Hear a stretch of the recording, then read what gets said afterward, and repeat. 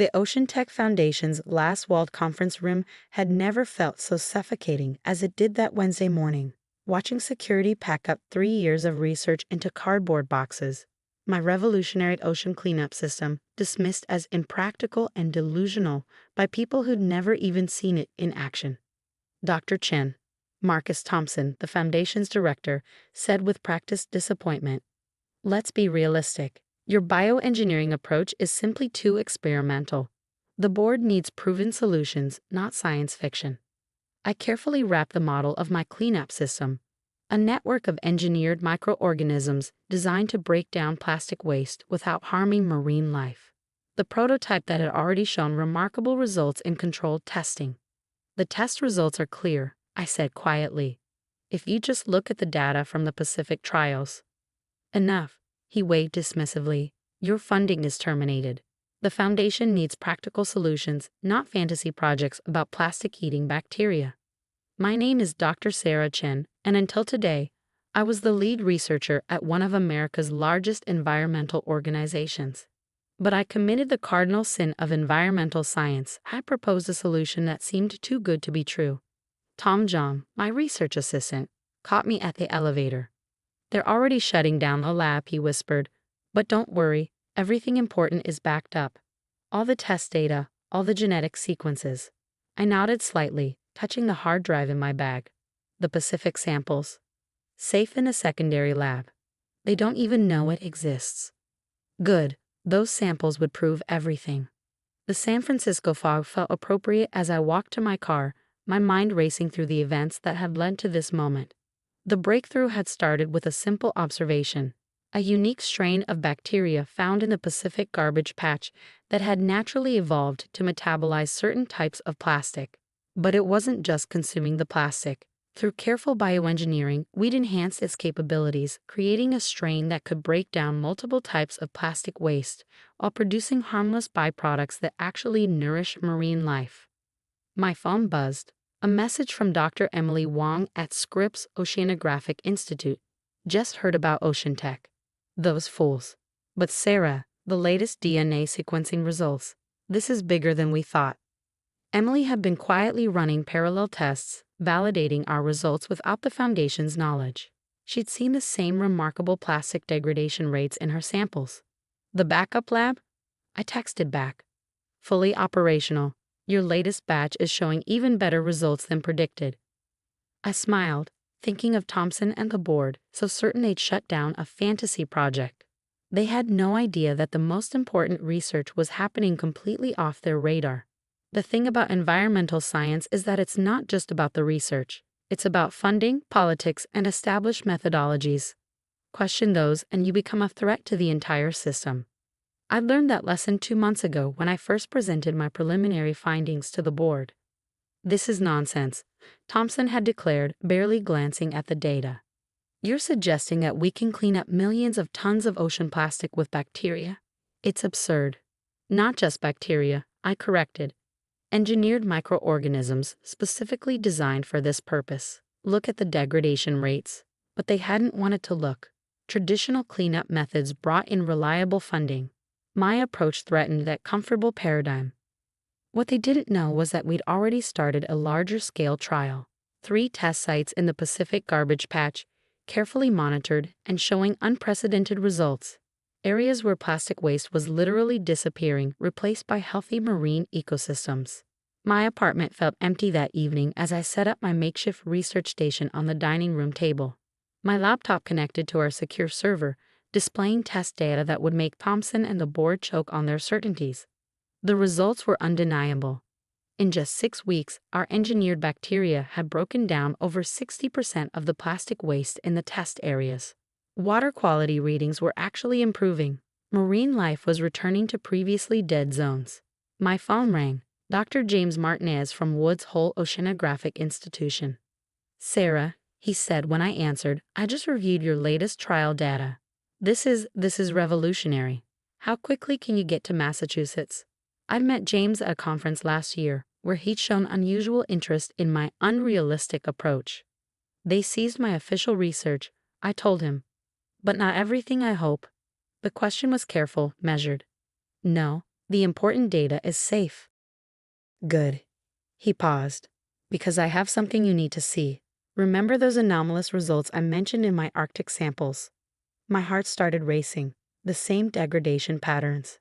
Exactly, and Sarah, the bacteria are adapting to colder temperatures naturally. This could work in any ocean environment. I sat down hard, my mind spinning. Independent confirmation from one of the world's top marine research institutions. We need to meet, I said. But not here. They'll be watching. Already planned. There's an international marine science conference in Sydney next week. Thompson and his crowd won't attend. It's too focused on experimental approaches. But there's someone you need to meet. She's been seeing similar results in the Indian Ocean. I glanced at my screen where test data showed the impossible plastic waste disappearing at rates that defied every existing cleanup model. Send me the details. After hanging up, I dove back into the data. The pattern was becoming clearer with each analysis. Our engineered bacteria weren't just consuming plastic. They were evolving and improving in the wild, adapting to different conditions while remaining safe for marine life. My phone buzzed again. A message from our monitoring team at one of the test sites. Dr. Chen, the latest satellite imagery. The plastic concentration is down 70%. Marine life readings are off the charts. What you've created, it's actually healing the ocean. I thought of Thompson and the board, so certain in their dismissal. They called my research impractical, my theories delusional. They tried to bury a solution that could save our oceans, all to protect their funding and reputations. But they'd made one crucial mistake. They thought stopping official trials would end the research. They didn't realize that 3 test sites were already proving them wrong. That scientists like James Martinez were seeing the same results. That somewhere in the Indian Ocean, more evidence was mounting. Tomorrow, I'd book my flight to Sydney. In 1 week, everything would change. But first, I had data to analyze.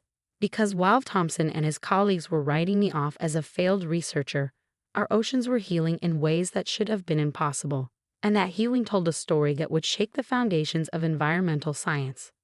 The fog swirled against my windows as I worked through the night, each data point adding to a picture that was becoming impossible to dismiss.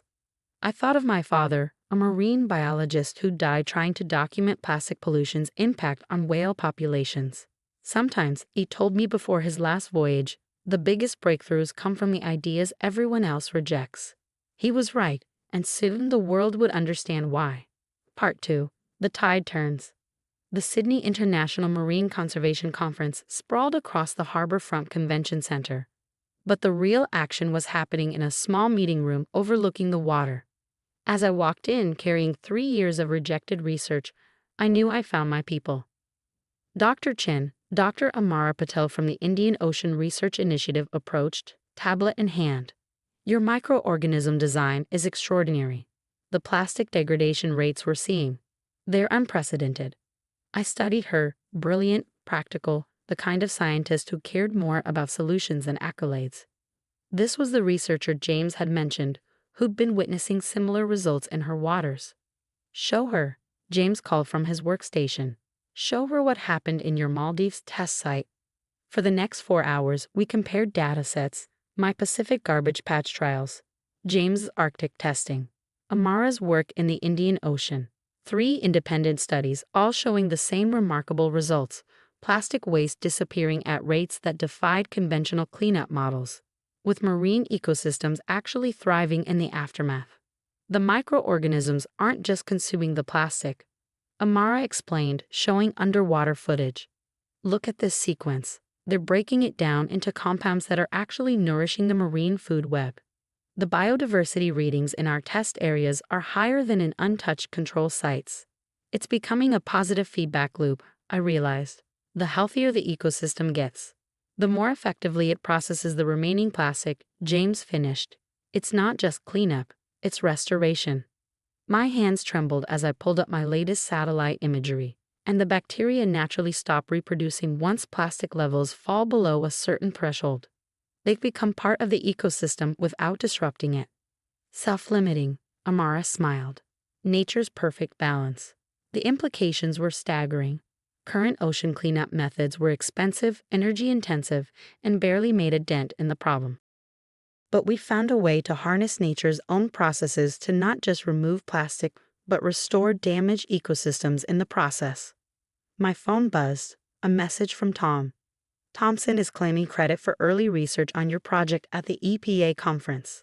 Says it was too dangerous to pursue. What should I do? I smiled. Nothing. Let him talk. We have bigger plans. Over the next 3 days, we worked around the clock, combining our data and refining deployment models. Other researchers joined us, a marine biologist from Norway, an oceanographer from Chile, a genetic engineer from New Zealand. Each brought their own insights and validation. It's not just working in one ocean environment, Dr. Johansen from Norway explained, showing his results. The microorganisms adapt to different temperatures, salinities, and plastic compositions. They're evolving in real time to maximize efficiency. Traditional methods missed this approach entirely, James added, because they were focused on physical removal. Nobody thought to look for biological solutions already emerging in nature. On the third day, we presented our combined findings to the conference. The room overflowed with marine scientists, conservationists, and government representatives, people who understood the urgency of the plastic crisis and were desperate for real solutions. The data was undeniable. Satellite imagery showed plastic concentrations decreasing by up to 80% in test areas. Water quality measurements revealed healthier ocean chemistry. Biodiversity surveys documented marine life returning to previously devastated regions.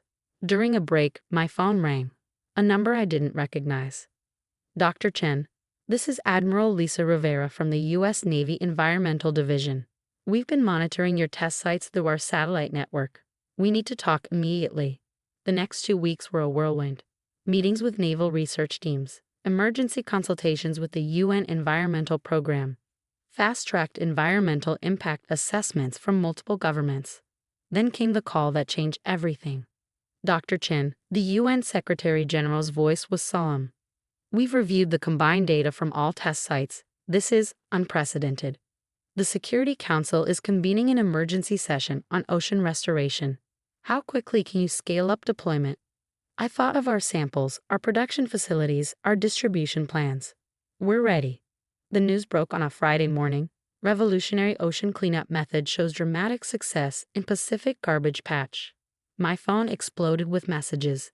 Environmental groups, government agencies, former colleagues, and then the one I've been waiting for, Thompson from Ocean Tech. Sarah, his voice had lost its condescension. The Foundation would like to discuss your return, with full funding and directorship of a new department focused on bioremediation. No thank you, I interrupted. I'm actually heading to a meeting at the UN. We're establishing an international ocean restoration initiative. I'm leading the scientific team. The silence was delicious. The next months were intense. Training deployment teams, setting up bioproduction facilities, working with governments to coordinate global release strategies. But the results exceeded our wildest hopes. Satellite imagery confirmed dramatic reduction in plastic concentrations across all test regions. Marine life flourished in areas that had been virtual dead zones. Coastal communities reported cleaner beaches and rebounding fish populations. 1 year after my humiliating exit from Ocean Tech, I stood at the United Nations General Assembly, presenting our results to world leaders. Thompson was in the audience. I spotted him in the environmental NGO section, wearing an unconvincing smile as I received a standing ovation. The paradigm shift in ocean conservation, the Secretary General announced, begins today. But the real victories came in smaller moments. A sea turtle sanctuary in Costa Rica reporting record hatchling survival rates. A fishing village in Indonesia seeing fish stocks return after decades of decline. A coral reef in Australia showing signs of recovery after years of plastic-induced stress. James now runs the Atlantic Deployment Initiative. Amara coordinates efforts across the Indian Ocean. Tom leads our monitoring program, documenting ecosystem recovery worldwide. Last week, I received a letter that made me cry. Dear Dr. Chen, 20 years ago, I watched my father's fishing business collapse as the oceans died around us. Yesterday, my son caught more fish in our local waters than I've seen in 2 decades. You didn't just clean the ocean, you gave us back our way of life. Thank you for not giving up when they tried to stop you. Carlos Mendoza, Puerto San Carlos, Mexico. I keep that letter in my office at the new Global Ocean Restoration Center. Next to it sits a framed copy of my termination notice from Ocean Tech. Signed by Thompson. Together, they remind me that breakthrough moments often look like failure to those too invested in old ways of thinking. The center itself is different from traditional research institutions. We encourage innovation, cross-disciplinary approaches, indigenous knowledge integration. Every researcher is taught to look for solutions that already exist in nature, to follow the evidence even when it challenges convention. Thompson left Ocean Tech last month. His replacement has approached us about collaboration, though they call our technology by a different name now. It doesn't matter. What matters is that the oceans are healing. My father's photograph sits on my desk. Sometimes, late at night when reviewing satellite imagery of recovering ocean regions, I imagine telling him about all this. About how his death led to discoveries that are saving the very ecosystems he loved. About how sometimes the biggest breakthroughs come from the ideas everyone else rejects. The microorganisms we engineered are now deployed in all major ocean garbage patches. The restoration protocols we developed are taught in marine science programs worldwide. What was once dismissed as impractical and delusional has become the foundation of a new era in environmental restoration. Last month, a young marine biologist approached me with an unusual observation. Some of our microorganisms had developed the ability to break down previously resistant microplastics. Everyone says it's just an anomaly, she said nervously. But I think there's something more happening. Look deeper, I told her. Nature often solves problems before we even understand them. Her discovery is already helping us address the most persistent forms of ocean plastic pollution. The old guard still resists sometimes. Change is hard, especially for those who built careers on previous approaches. But the results speak for themselves. Every new satellite image shows expanding zones of recovery, blue spaces where there were once islands of garbage. Yesterday, I spoke at a marine science graduation. A student asked what it felt like to be escorted from Ocean Tech that foggy Wednesday morning. It felt like failure, I admitted. But sometimes, what looks like failure is actually the first step toward breakthrough. The important thing is to trust nature's wisdom, even when everyone tells you you're wrong.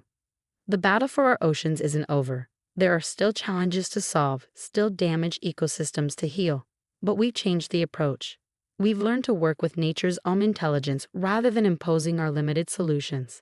And it all started with a fantasy project and the courage to see possibilities where others saw only obstacles.